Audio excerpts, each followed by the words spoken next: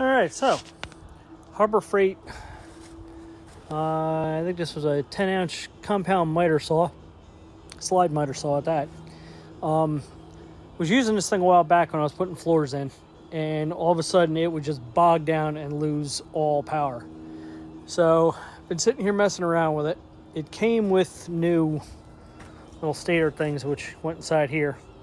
So I put the new ones in, tore this whole thing apart, and took this here and this completely off, cleaned the entire motor outside of the motor itself with a little bit of PV blaster and wire brush.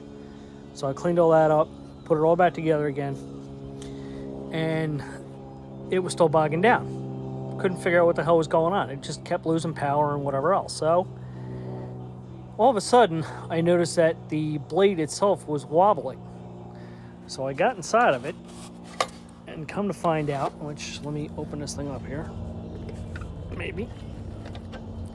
Not easy to do with one hand. So, got in there and noticed that this thing was loose as all get out.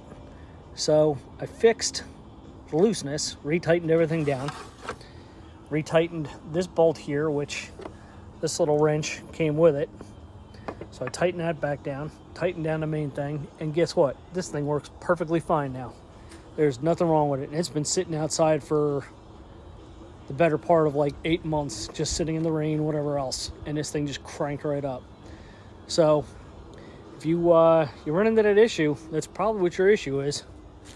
It's literally take 1, 2, 3, 4, take the top handle part off. You'll have to pry this part right here. You'll have to pry that out. Get to it. Make sure that your switch is actually working. Oops. Sorry. Forgot it was plugged in. Anyway, there's a little spring that goes from here to the